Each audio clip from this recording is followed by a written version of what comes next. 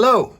Hi there. Today we are talking about the excellent American novel named McTeague by Frank Norris. Absolutely fantastic. McTeague was sent to me by one of my supporters on Patreon. Thank you very much, Michael. Congratulations on the baby. If you would like to send me a book to read quicker than the other books that are on my shelf, I will do my best to put it to the top of the list as quickly as I'm able to do, considering that I'm reading a lot of really fat books these days. I have a wish list down below. You don't have to order it from that company. You could order it from any company you like, and I really don't mind used books. So before we get started, I heard a rumor. Now this is just a rumor, okay? So don't hold me to it. And this is specifically for my American audience. So I've heard that up here in Canada, we are soon going to be hiring Americans to come up here and pick our fruit. Is that true? I heard it. Leave a comment below if you know anything about this. If you know soon we're going to have American fruit pickers coming up to pick our beautiful Canadian blueberries. And I think that's all we have is blueberries. Who's the wetback now? McTeague, the wonderful American novel. So I had never heard of Frank Norris, so why don't I read his introduction? The son of a well-to-do businessman, Frank Norris, born in 1870, my goodness, studied painting in San Francisco and then went to Paris, where his tastes shifted to literature. However, not until he had returned to become a student at the University of California did he discover the works of Zola, whose naturalism was to form the foundation of Norris's artistic credo. After studying briefly at Harvard, when somebody studies briefly somewhere, that's code for dropped out. After studying briefly at Harvard, he served as a newspaper correspondent in South Africa. You know, I think when it comes to education, nothing beats that real-life experience. Yeah, you could go to Harvard, or you could become a journalist in South Africa. Which one do you think you're going to learn more about the world? Where he became involved with the abortive Jameson raid on the Transvaal and was expelled by the Boer government. My goodness. He continued his journalism career first in San Francisco. Later, as a publisher's reader, he advocated the publication of Theodore Dreiser's Sister Carrie. Good job, Mr. Norris. In 1898, Norris began to publish a succession of rapidly produced novels, the most memorable of which are McTeague, 1899, and The Octopus, 1901. The latter, the first of a proposed trilogy. He had just completed the second volume, The Pit, when peritonitis caused his sudden death. Poor guy. The funny thing about the publication date being 1899 was that Frank Norris was a disciple, a student of Zola, Naturalism, and that is something I really enjoyed about this novel very much, was the style, the truthfulness of the narration. It is a very clear image of what life might have been like, and that's why I thought this novel was fantastic. I'll tell you a little bit about what it is comprised of.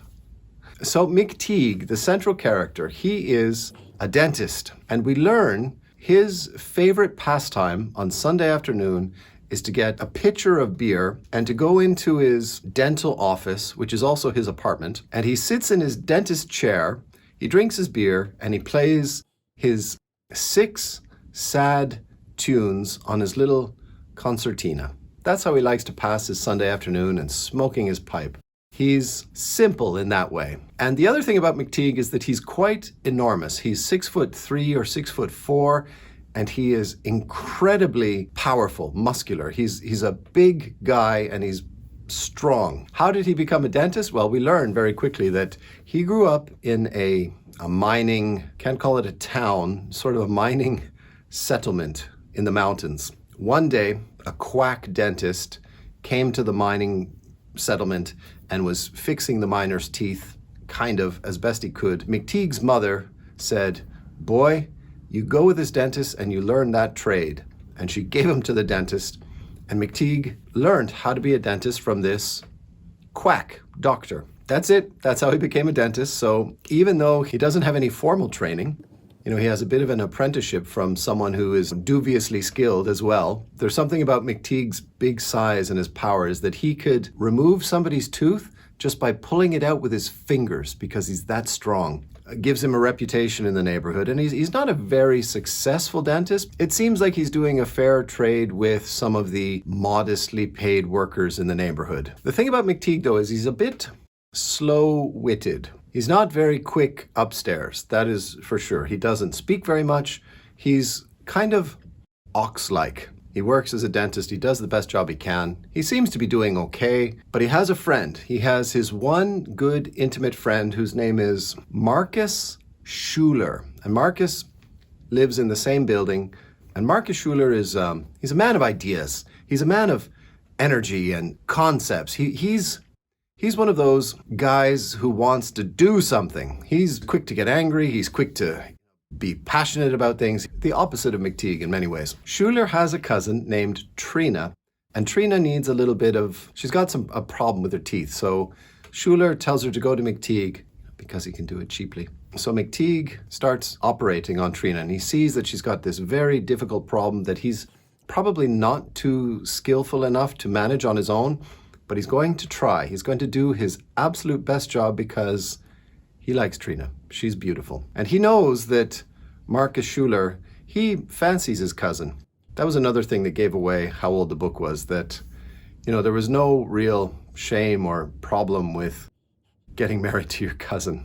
125 years ago, it was fine. You marry your cousin. You can have a smaller wedding. You don't need to invite so many relatives because they're all the same. So while McTeague is working on Trina, he falls in love with her. He becomes obsessed with her. It's just, he's too close. It's too intimate. There's one point where he gives her some gas and he knocks her out.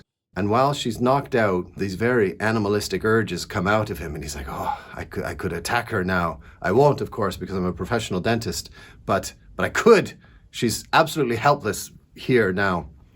He doesn't, but he wants to, but he doesn't. So McTeague decides that Trina is the girl for him. He talks to Marcus about this.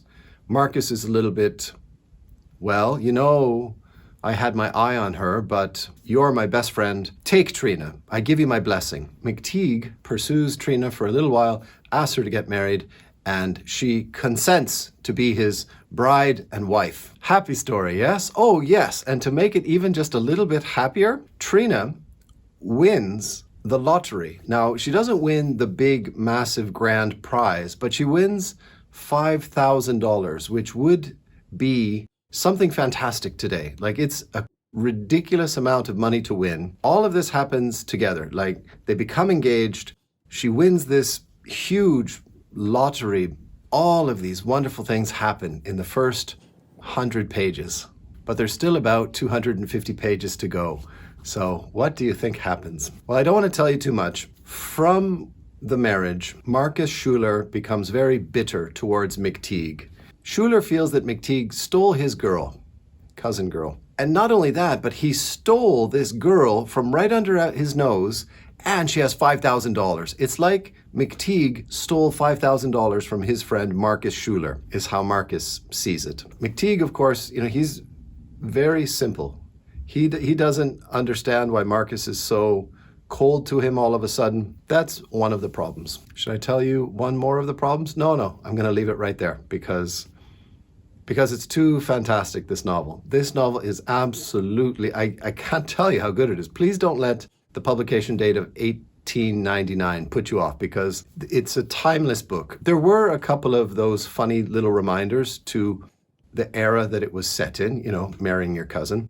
And there were a few more that I want to read you this passage. So they're going to have their wedding feast. So this takes place on page 132. So I was well into the book, but there is one line in this descriptive passage that really made me flip to the front of the book to say, when the hell was this published? They're having their wedding feast, and there's one item on the menu that just made me go, when did anybody ever eat something like that? I know they did, and of course they must still do today in some parts of the world, but not so much in San Francisco, I don't think. See if you can identify what item on the menu was the one that made me go, this was from a long time ago.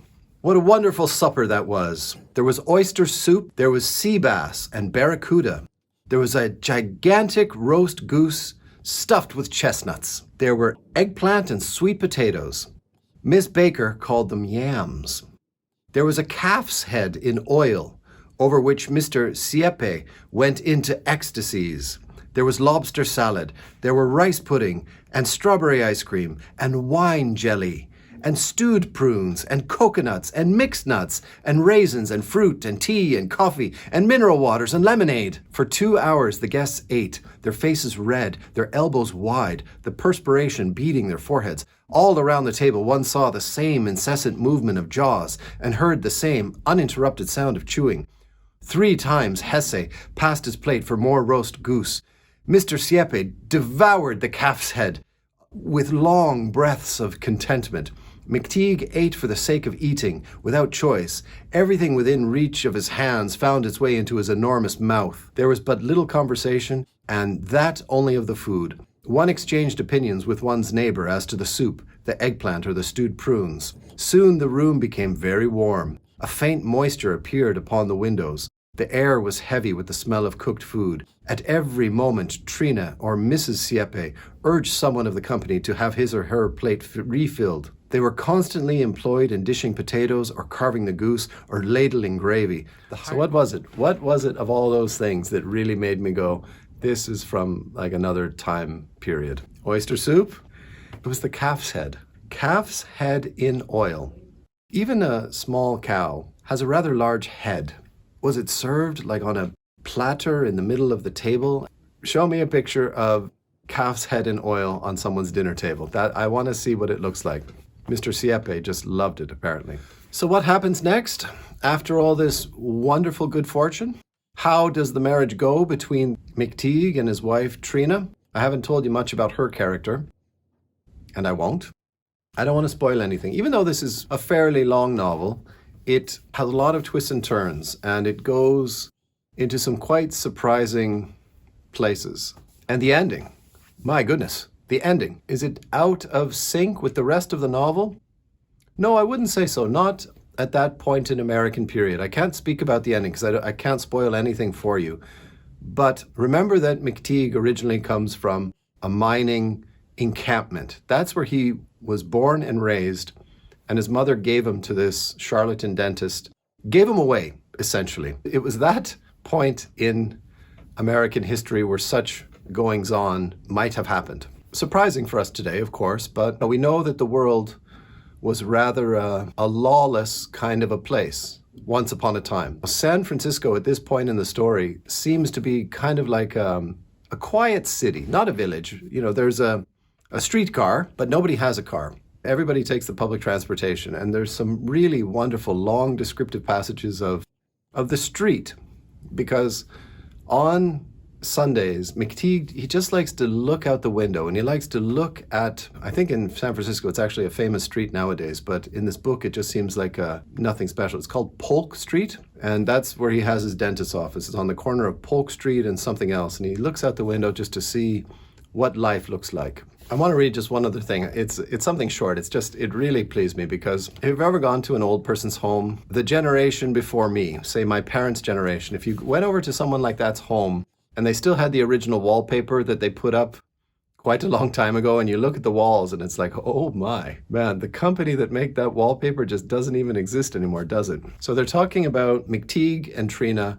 They're doing up their new apartment. You know, McTeague is going to move out of his dentist office where he lives and works, and they're going to rent a real proper apartment with 3 rooms. The bedroom could boast a carpet, 3-ply ingrain, the design being bunches of red and green flowers in yellow baskets on a white ground. The wallpaper was admirable. Hundreds and hundreds of tiny Japanese mandarins, all identically alike, helping hundreds of almond-eyed ladies into hundreds of impossible junks, while hundreds of bamboo palms overshadowed the pair, and hundreds of long-legged storks trailed contemptuously away from the scene. This room was prolific in pictures.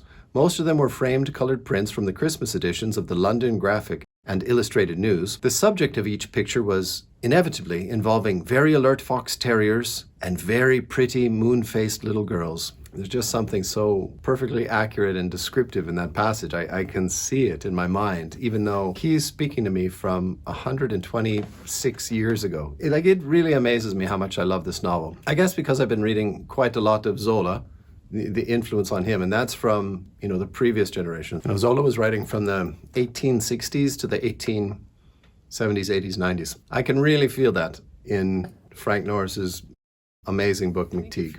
One thing that's always been very interesting for me is to see the line of continuation in literature. You know, there are all the movements, the Lost Generation, the Beatnik generation. Before the Lost Generation, we had the Gilded Age that Edith Wharton was a big part of. But this American naturalism, which is what this is, it was mostly defined by Frank Norris, Sherwood Anderson, and Theodore Dreiser as the three big names that kept popping up. And as well, Hart Crane, who wrote The Red Badge of Courage. Apparently, Theodore Dreiser was the only one that lived for a long period. All of the other authors, Hart Crane, Frank Norris, I'm not sure about Sherwood Anderson, but they mostly died young. And it was only Theodore Dreiser who was the one who could carry the beacon of American naturalism, which he did. You know, like I read Sister Carrie and I thought it was great, great. It was a hard story to love, but the writing of it, which is what literature is the style and the writing,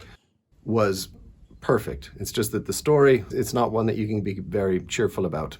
And An American Tragedy, every time I think about An American Tragedy by Theodore Dreiser, the only thing that pops into my mind is that it was the book I read after Ulysses. So I read Ulysses, that was like having teeth pulled for 3 months.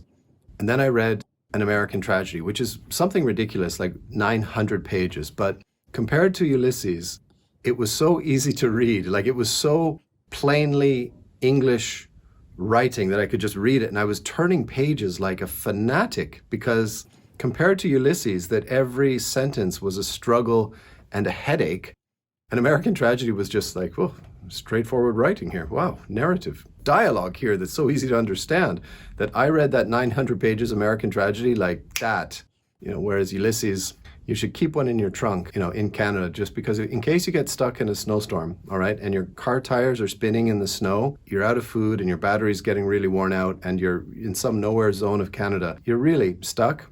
You go and you get that copy of Ulysses from the trunk of your car and you say, well, I might die, but at least I won't have to read this fucking thing, and you could die happy.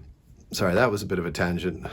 Please read McTeague. Let's have the book lottery. If you support my channel on Patreon for $5 a month, $5 Canadian, not so much, I will put your name into this jar. At the end of the video, I'll put out a name, and you will win this. First and foremost, I will mail you this copy, and The Friend from Budapest #1, my writing, and The Friend from Budapest #2. I'm a writer for real, not just a devilishly handsome YouTube book person. You'll win this and this. It's wonderful for $5 a month, and there's not so many names in the jar right now, so you will be winning sooner rather than later. And I have some really excellent books coming up, so you want to get in. All right, let's see who wins.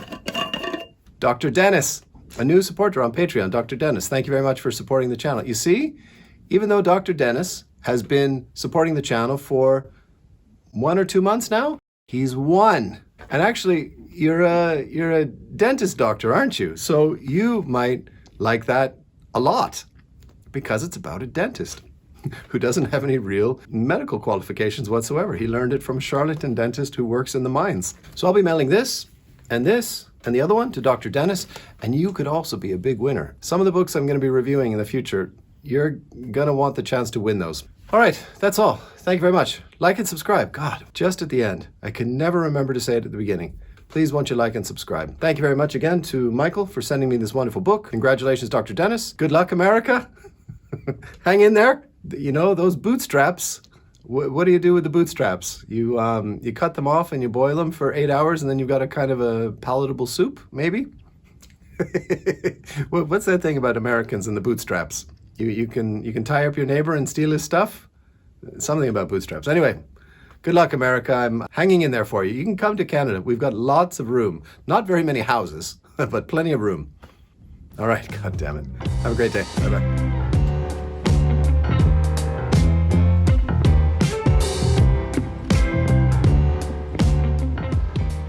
Why don't I tell you a little bit about what it's about? Why don't I tell you a bit about what it's... Don't say about twice. I'll tell you a little bit about what it is comprised of. This, by the way, I always forget to say, cover design by Andrea Koronzai, a friend of mine in Budapest who made these amazing covers for me. They are really amazing. You know, like that's a nice cover. That's a nice cover. I wish this one, you know, was this size, but you know, what can you do? I didn't know about the printing bullshit.